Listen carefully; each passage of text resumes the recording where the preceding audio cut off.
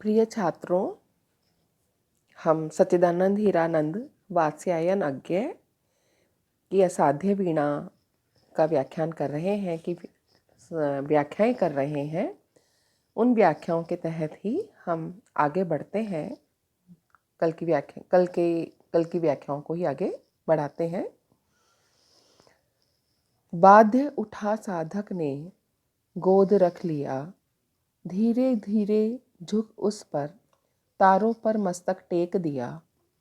सभा चकित थी, अरे प्रियंवद क्या सोता है। केश कंबली अथवा होकर पराभूत, झुक गया तार पर, वीणा सचमुच क्या है असाध्य।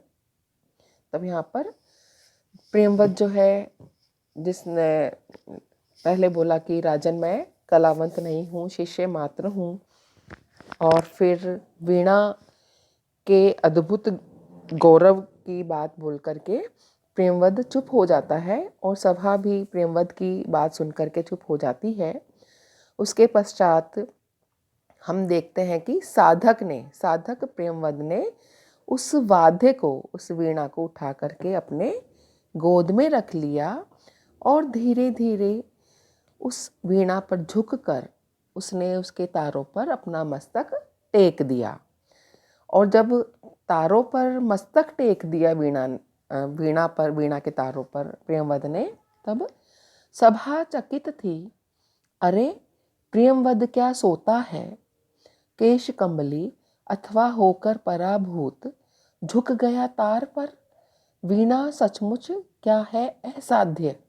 अब यहाँ पर जब सभा के लोग देखते हैं कि केश कंबली अपना मस्तक टेक करके वीणा पर सो गया, जब वो अपना सिर उस पर टेक देता है केश कंबली प्रियंवद, तो सभा चकित है, आश्चर्यचकित है कि क्या प्रियंवद इस वीणा पर सो रहा है या वह भी इस वीणा से पराभूत होकर के इस वीणा के तारों पर झुक गया है।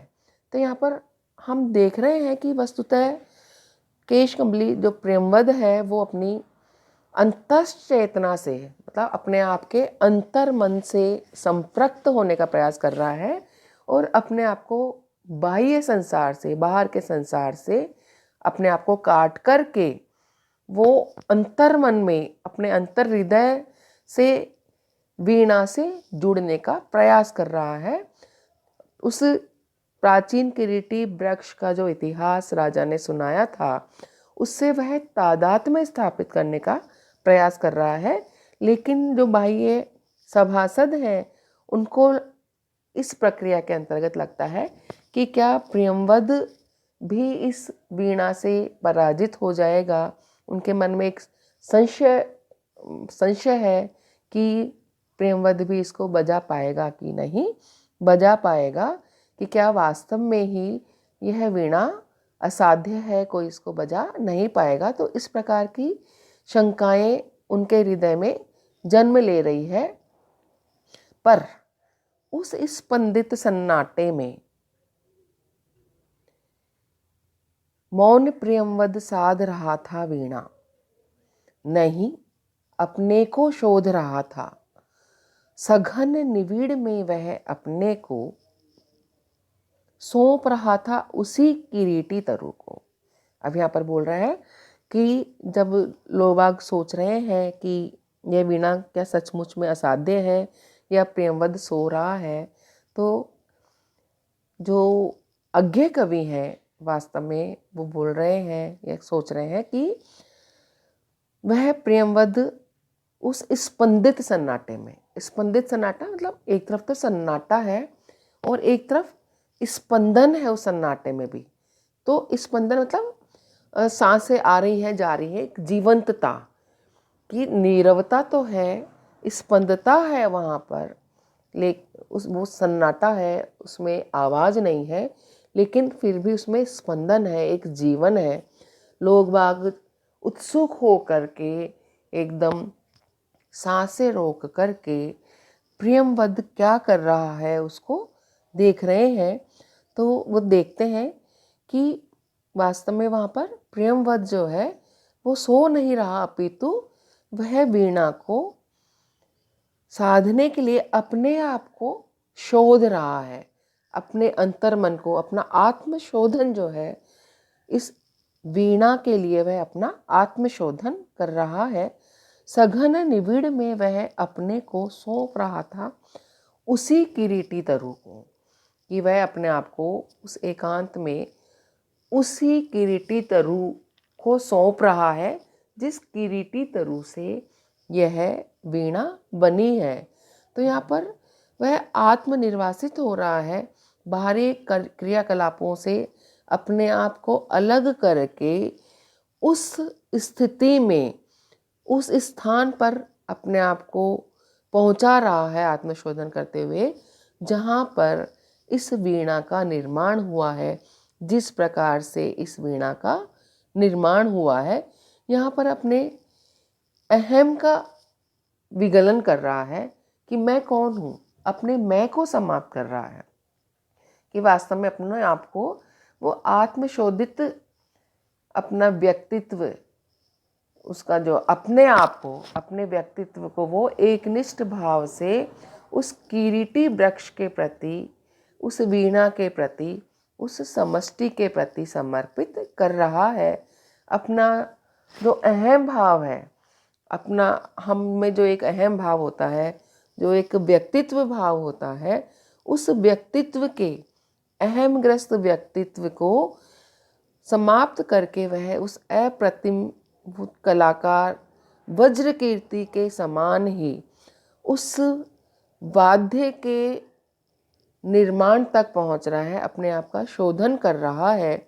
और वही व्यक्ति इस वीणा से एकाकार हो सकता है जो कि इसकी पूरी प्रक्रिया में उस स्थान पर पहुंच जाए जहाँ की वीणा का निर्माण करने वाला पहुंचा था।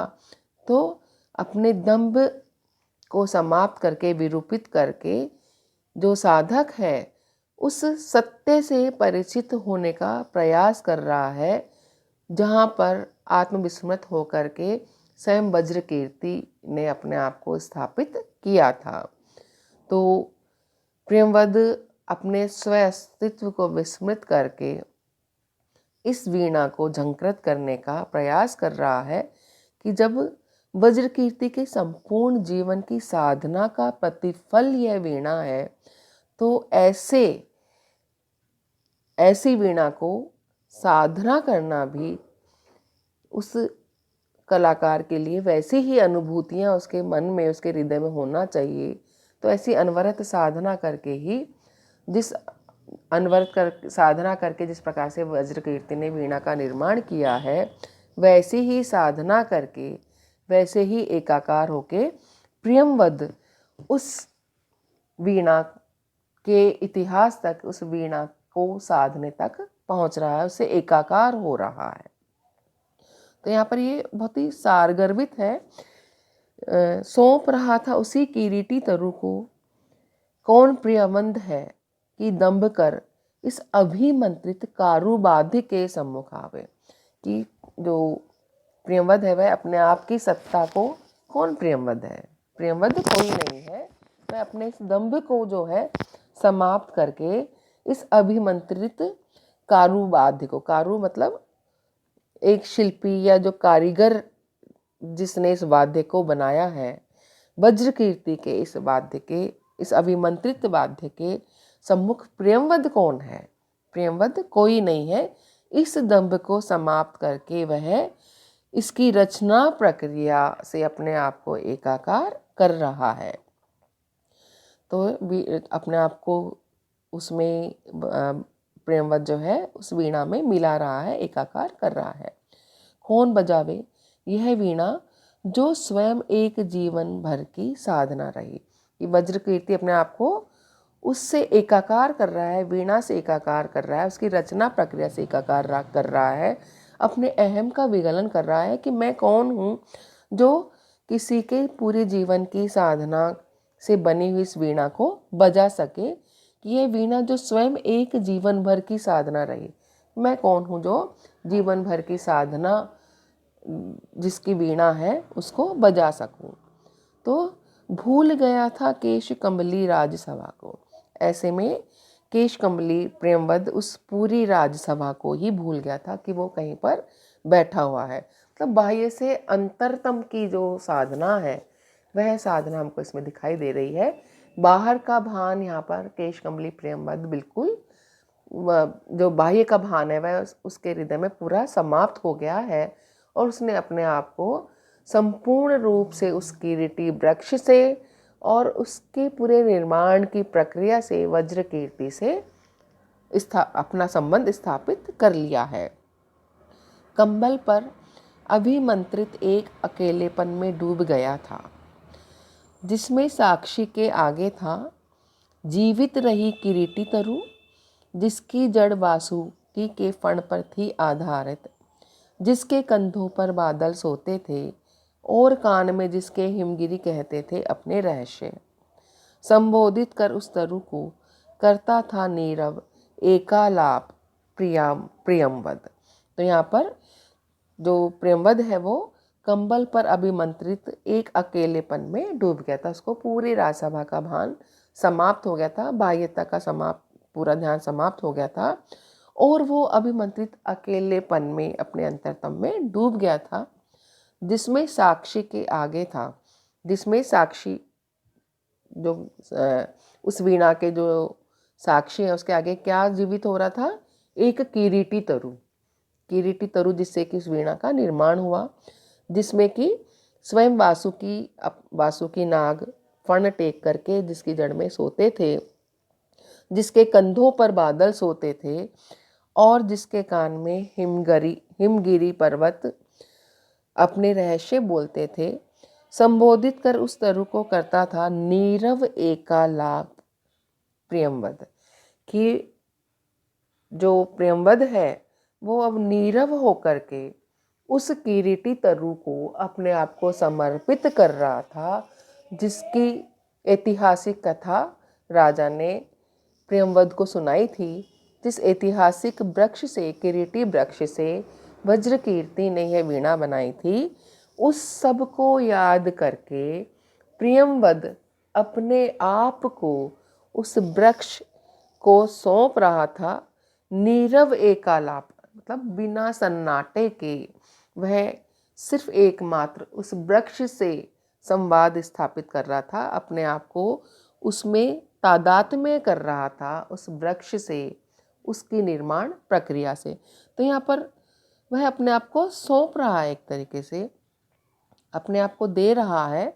यहाँ पर अपने आप में अकेले में डूब करके वो सिर्फ संवाद स्थापित कर रहा है, संबंध स्थापित कर रहा है उस निर्माण की प्रक्रिया से। तो यहाँ पर अज्ञे जो है वो अपने आप की जो कविता रचना की जो प्रक्रिया है वो भी इसी प्रकार से बता रहे हैं कि एक जो कलाकार है या कवि है उसकी रचना प्रक्रिया भी अपने विषय से संबंधित होकर के, एकाकार होकर के, उससे संपृक्त होकर के ही आगे बढ़ती है।